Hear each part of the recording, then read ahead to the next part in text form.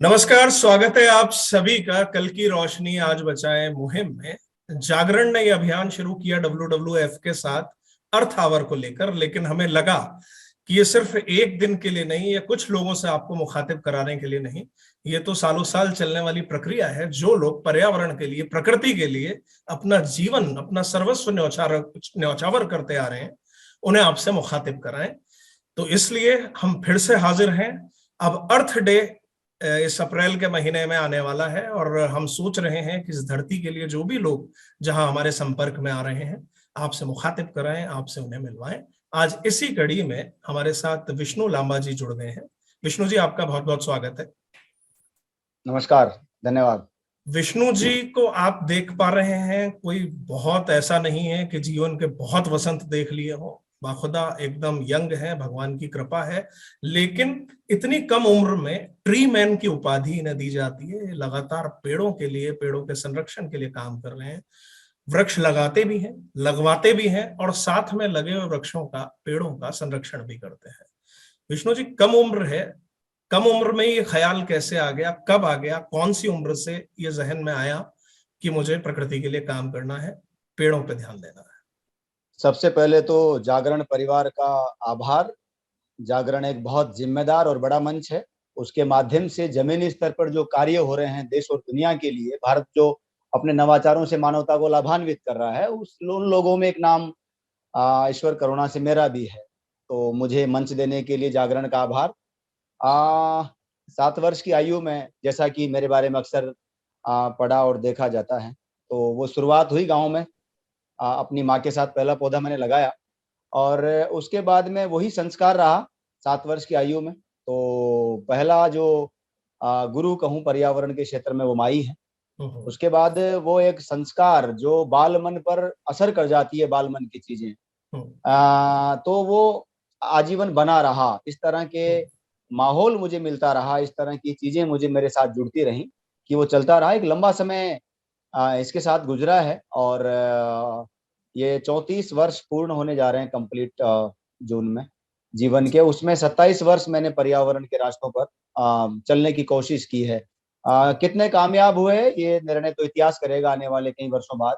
लेकिन हाँ, हमने अपनी तरफ से इस मानवता को जितना दे सकने की कोशिश कर सकते थे उतनी की है, और उसका परिणाम है कि लगभग अब तक देश भर में और देश से बाहर भी अब हम लोग UN के साथ भी कुछ जगहों पर जुड़े हैं। तो मानवता को लाभान्वित करने की कोशिश लगातार हो रही है। विष्णु जी, कल्पतरु संस्थान के जरिए आप पूरा इस मुहिम में जुड़े हुए हैं। मैं और मेरे दर्शक ये जानना चाहेंगे कि कितने तो पौधे आप लोगों ने लगाए, कितनों के संरक्षण, कितने वितरित किए, मतलब एक हम उस संख्या पे जाएं तो ये संख्या कहाँ पहुंचती है? जी, मैं निवेदन कर दूं कि पिछले 27 वर्षों में बिना किसी सरकारी अनुदान के श्री कल्पतरु संस्थान के माध्यम से विभिन्न स्थानों पर, विभिन्न आयोजनों के माध्यम से, विभिन्न लोगों के साथ में, विभिन्न अवसरों पर, विभिन्न नवाचारों के साथ में, विभिन्न तरीकों से लगभग 13 लाख पौधे कोर्ट में लड़कर के बचाए, जो पर्यावरण विरोधी योजनाओं में काटे जाने थे। लगभग 11 लाख वृक्षों को तैयार करके निःशुल्क वितरण करने का कार्य, और लगभग 26 लाख वृक्ष लगा करके तैयार करने का कार्य, जो जीवित है, जिनकी सरकार के माननीय उच्चाधिकारियों ने, कमेटी ने बाकायदा गणना की है। और उसके बाद हमें राजीव गांधी और पर्यावरण के अनेक, अमृता देवी और जैसे कई सारे पुरस्कार भी दे करके समय समय पर जिम्मेदार मंचों ने, सरकारों ने मनोबल भी बढ़ाया है। तो लगभग 50 लाख वृक्षों के पार हमारा डाटा चला गया बिना किसी अनुदान के। वाह, ये बड़ी बात है कि मोस्टली ऐसे काम के अंदर आदमी अनुदान की कहीं ना कहीं बिना किसी अनुदान के काम करने वाले संगठनों में अमित जी, देश का सबसे बड़ी ग्रीन वॉरियर्स की फौज अगर किसी के पास है तो वो कल्पतरु है। जी, एक सवाल यहाँ विष्णु जी मेरा ये बनता है कि आप 7 साल की उम्र में थे, आपने पहला पौधा आपकी माताजी के साथ लगाया। वो एक मतलब पहल थी। हम लोग कहते भी हैं, जगह जगह देखते हैं, पढ़ते भी हैं कि जन्मदिन पे पौधे उपहार में दे तो कितना अच्छा होगा, पौधे लगाएं, ये होगा। लेकिन जब आपने ये शुरू किया, जब उसके बाद समझ होगी, बच्चे से बड़े हुए होंगे, लगा होगा कि करना है, गांव में शुरुआत की होगी, आगे आए होंगे, कितने लोग आपके साथ जुड़े, जिसे कहते हैं ना स्वतः कि हाँ ये कर रहे हैं, आगे बढ़ के हम ये कहें कि हाँ यार आप कर रहे हो तो हम नहीं करें, ये आगे कहाँ तक फैली ये बात? ये बहुत अच्छा सवाल है। और जो धैर्य खो करके युवा हम्म, अपने लक्ष्य से विचलित हो जाते हैं, उन लोगों के लिए महत्वपूर्ण है। मैंने अभी विश्व के एक बहुत बड़े पर्यावरणविद और बहुत बड़े एक नेता को हम्म, 2-3 दिन पहले मैंने एक मैसेज किया हम्म, कि अगर आपकी सेवा में कोई कमी रही हो या हमारे कार्यों में, तो मैं माफी चाहता हूँ। और हमने अपनी तरफ से कोशिश की है। तो मैं कभी कभी निराश भी हो जाता था, लेकिन मुझे आप जैसे लोगों ने प्रेरणा दी है। उन्होंने एक बहुत प्यारी बात बताई। हम्म, उन्होंने अपने बात में लिखा कि जब भी तुम निराश हो तो उन लोगों के चेहरे देखा करो, हंसते हुए उन लोगों के चेहरे देखो जो तुम्हें प्रेरणा मानते हैं। हम्म, उन दरख्तों को देखो जो तुमने लगाए थे और आज बढ़ रहे हैं। हम्म, तो तुम्हें नकारात्मकता धीरे धीरे हट जाएगी। हम्म, तो ऐसे ऐसे लोग जुड़ जाएंगे जिनके एक एक शब्द में प्रेरणा भरी पड़ी होती हैं। ये मुझे कल्पना नहीं थी। वो बहुत बड़े इंसान हैं। हम्म, विभिन्न कॉलेजों में, स्कूलों में, गांवों में, पंचायत समितियों में, विकास समितियों में, हम्म, संस्थानों में, अनेक स्थानों पर पिछले इतने सालों का सफर बहुत तेज गति से गुजरा है। हम्म, क्योंकि मैंने कभी विश्राम नहीं लिया। कभी भी मेरे साथ में ये है कि लोगों को जो नॉर्मल जिंदगी जीते हैं, 100 साल की उम्र जी लेते हैं, जिनमें 8 घंटे सोना भी शामिल होता है, परिवार भी होता है, थोड़ा बहुत वो कभी कभी सेल्फी लेकर के पेट के साथ सोशल मीडिया पे हम्म, डाल देते हैं, तो उनको लगता है कि बहुत बड़ा काम उन्होंने कर लिया। हम्म, यहाँ तो हर सांस में पर्यावरण के साथ जिए हैं। हम्म, पर्यावरण के लिए काम नहीं किया, उसे जिया है। हम्म, तो मुझे लगता है कि लाखों लोग रूबरू हुए हैं, मुलाकात हुई है, और हजारों लोगों से बाकायदा सामने बैठकर बातें भी हुई होगी। आज आप जैसे जागरण जैसे बड़े मंचों के माध्यम से करोड़ों लोग देश और दुनिया के जान भी गए हैं। लेकिन मुझे लगता है कि आप हताश मत होइए, धैर्य मत खोइए। आप जिंदगी की आखिरी सांस तक लड़ने का मादा पैदा कीजिए। आप आखिरी सांस तक लड़िए। आप लक्ष्य से भटकिए मत। ईश्वर आपको संघर्ष का अवसर दे रहा है, ये आपके लिए बड़ी उपलब्धि है। हम्म, ईश्वर सबको नहीं चुनता है संघर्ष के लिए। सही जाने बात। कितने लोग आते हैं संसार में और कितने लोग चले जाते हैं, उन्हें संघर्ष का अवसर नहीं मिलता है। हम्म, आज 1857 की बात होती है, 1947 की बात होती है, हमारे सामने सबसे पहले भगत सिंह, सुखदेव, राजगुरु, लक्ष्मीबाई, तात्या टोपे, कई सारे संतों की बात होती है तो विवेकानंद जैसे चेहरे हमारे सामने आते हैं। हम्म, जब शूरता वीरता की स्वाभिमान की बात होती है तो राणा प्रताप हमारे सामने आते हैं। तो चंद लोगों को चुनता है परमात्मा। धरती पर आने की तरह कीड़े मकोड़ों की तरह इंसान आते हैं। हम्म, तो संघर्ष से घबराइए मत। ईश्वर ने आपको चुना है, आपको परखने के लिए चुना है। हम्म, और यकीन मानिए आप कामयाब होंगे। लेकिन हम्म, आपको धैर्य रखना है। घर छोड़ने के बाद लंबे समय तक कई बार कितने दिन भूखे रहे, कितने हम्म, दिन की हालातों में रहे, जंगलों में रहे, सन्यासियों के आश्रमों में रहे, हम्म, लेकिन कभी निष्ठाएं नहीं बदली है। हम्म, हालात कोई भी रहे होंगे, देश के साथ में, पर्यावरण जैसी मुद्दों के साथ में कभी हमारी निष्ठाएं नहीं बदली है और ना कभी बदलेगी। हम्म, वो कभी नहीं बदलेगी। वो जीवन खत्म हो सकता है, ये दुनिया तबाह हो सकती है, हमारी निष्ठाएं नहीं बदल सकती। हमारे महापुरुषों के दिखाए रास्ते पर, हमारे प्रेरणा स्रोत लोगों के रास्तों पर हम बढ़ते रहेंगे। हम्म, और मुझे खुशी है कि कल रामनवमी का पावन दिन था और हम्म, देश में कई सारे ऐसे लोग थे, साधु सन्यासी, उन्होंने हम्म, भी पर्यावरण संरक्षण की पहल में आगे बढ़ करके, और हमारे जो ग्रीन इंडिया अभी हम कार्यक्रम स्टार्ट कर रहे हैं उसमें उन्होंने सहभागिता दर्ज कराई। और सबसे बड़ी बात, जिन लोगों की जुड़ाव की आपने बात की, ये तो मैंने एक आम जनता की बात की है, जो कॉमन मैन है, गांव के किसान हैं, मातृशक्ति हैं, हमारे बहन भाई हैं जो कॉलेजों में पढ़ते हैं, स्कूलों में पढ़ते हैं, ये तो वहां तक की बात है। लेकिन जो जिम्मेदार लोग थे, जो देश और दुनिया का नेतृत्व करते हैं, उन हम्म, लोगों तक भी हमारे संघर्ष की दास्तान पहुंचेगी। वो हम्म, लोग भी हमारा मनोबल बढ़ाने आएंगे, इसकी कल्पना हमें नहीं थी। हम्म, लेकिन ये कि कल्पना साकार हुई, देश और हम्म, दुनिया के लोग हमारे साथ जुड़े।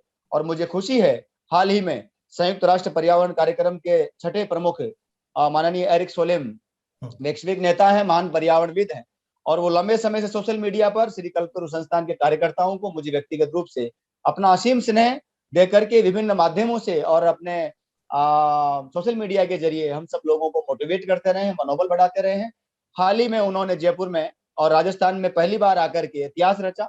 3 बड़े आयोजनों में उनकी सहभागिता रही। डायलॉग विद एरिक सोलिम कार्यक्रम के माध्यम से हमने climate activist, environmentalist, social activist जितने भी थे उनको जोड़ने का प्रयास किया, उनके नवाचारों को वैश्विक स्तर पर ले जाने के लिए एक माध्यम चुना। उसमें उन्होंने बहुत ही आम जनता के साथ संवाद में अपने प्रमुखता से, प्रखरता से जवाब दिए।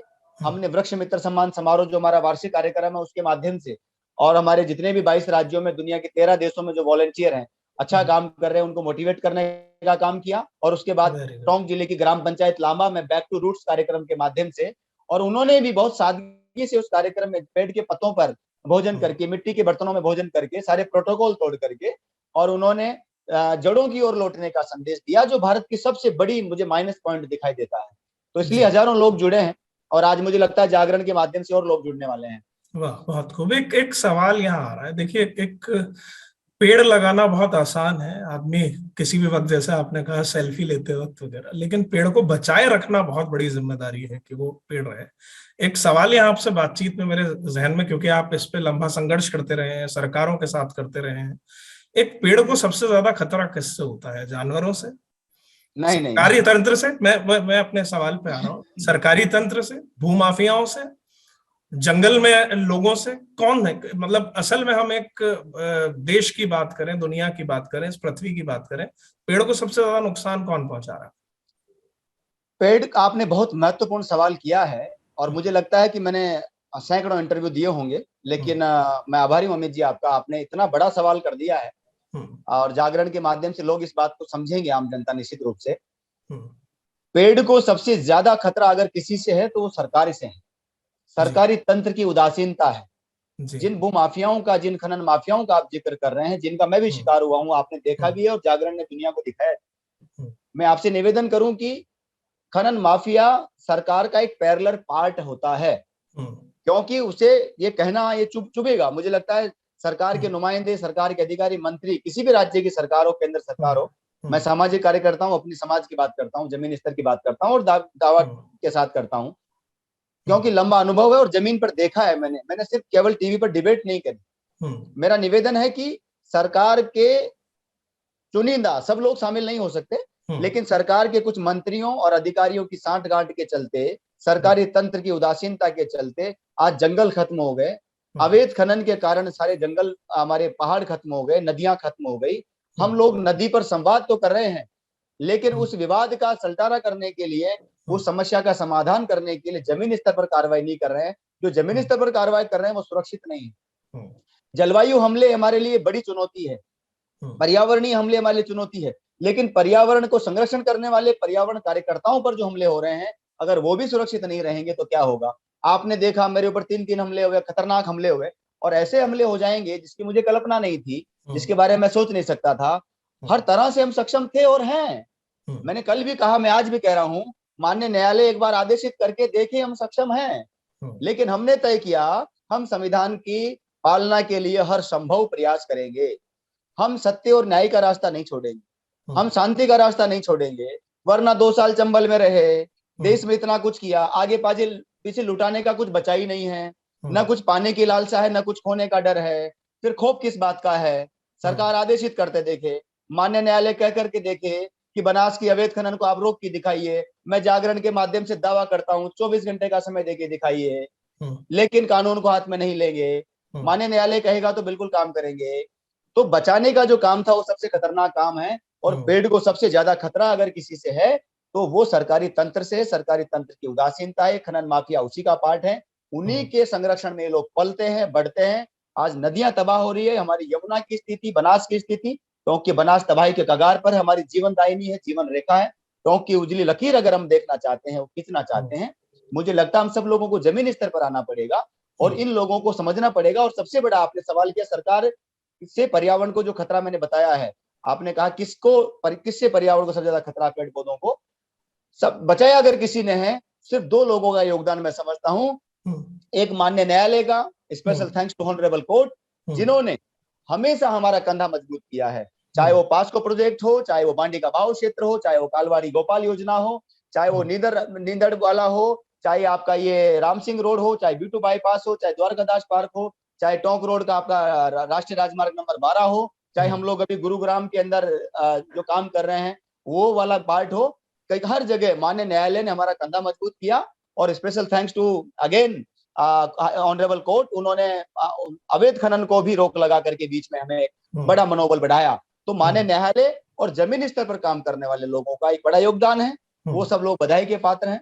और मुझे लगता है कि माननीय न्यायालय हमें टूटने नहीं देगा, इन आपराधिक ताकतों से हमें घबराने नहीं देगा, और हम निश्चित रूप से शांति और अहिंसा के रास्ते पर चलते हुए और संविधान की पालना करते हुए, और हम लोग पूरी तरह से एक अच्छे भारत के श्रेष्ठ नागरिक का, श्रेष्ठ युवा का और अपना फर्ज निभाएंगे और पर्यावरण संरक्षण में अपना योगदान देंगे। सरकारों से हमेशा टकराव रहा है सामाजिक कार्यकर्ताओं का, और आगे भी रहेगा, मुझे उसके कोई डर नहीं है। लेकिन बड़ा दुख के साथ कहना पड़ रहा है कि पर्यावरण को, पेड़ पौधों को सबसे बड़ा खतरा सरकारों से है, सरकारी तंत्र की उदासीनता से।